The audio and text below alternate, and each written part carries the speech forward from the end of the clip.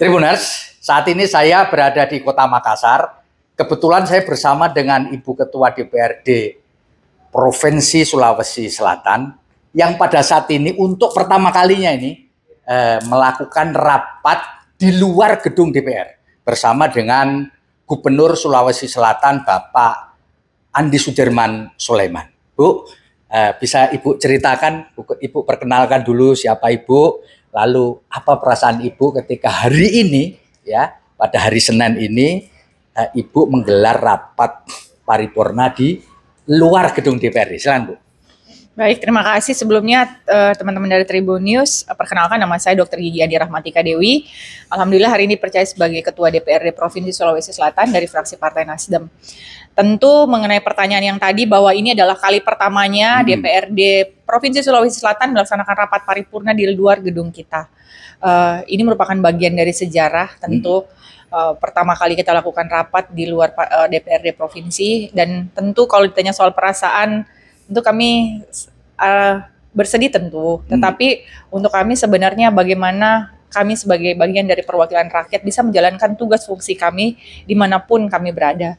Artinya kesedihan dan prihatin tentu manusiawi, tetapi tidak melupakan bagaimana seharusnya kami bekerja untuk masyarakat dan untuk rakyat Sulawesi Selatan dimanapun kami berada. Bu, kalau boleh saya tahu, Bu, pada hari itu Ibu mendapatkan informasi dari siapa mengenai kondisi gedung DPRD Provinsi Sulawesi Selatan?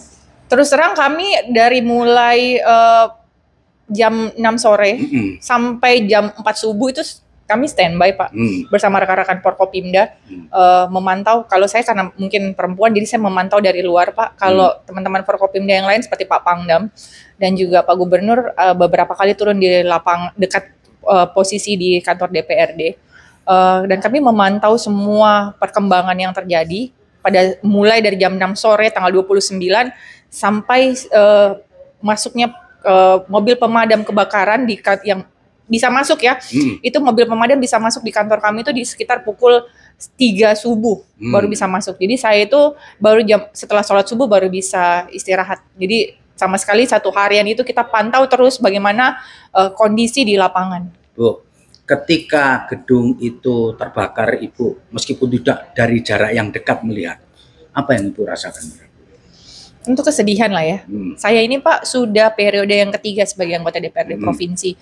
Sehingga sangat sedih sekali melihat tempat kami, kalau buat saya itu sudah menjadi rumah kedua untuk kami, harus hangus terbakar oleh oknum-oknum yang tidak bertanggung jawab.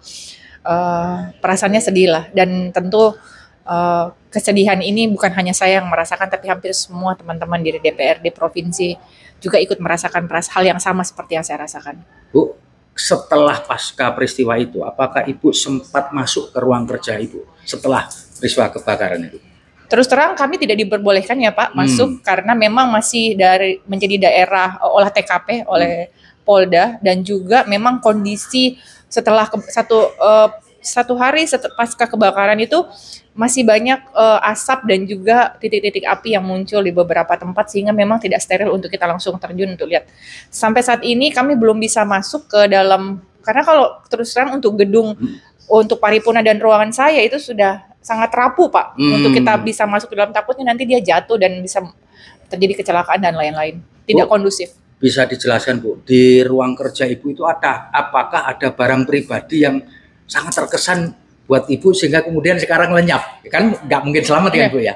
Apa, Bu? Adakah barang pribadi yang apa ya, yang bikin Ibu sangat terkesan dengan barang itu dan sekarang hilang gitu?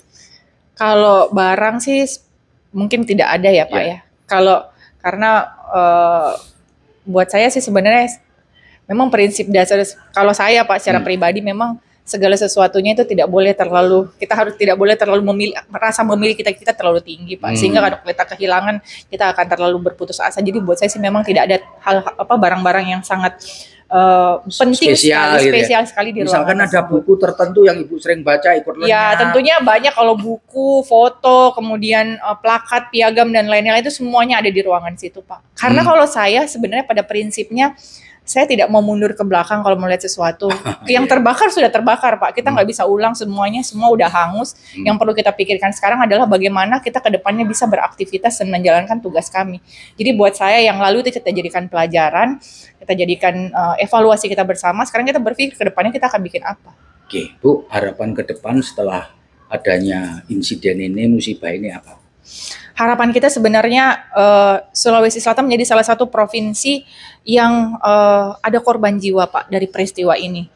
Dan itu adalah orang-orang yang tidak memiliki keterkaitan masyarakat biasa, anak dari seorang ibu bapaknya, tulang punggung keluarga.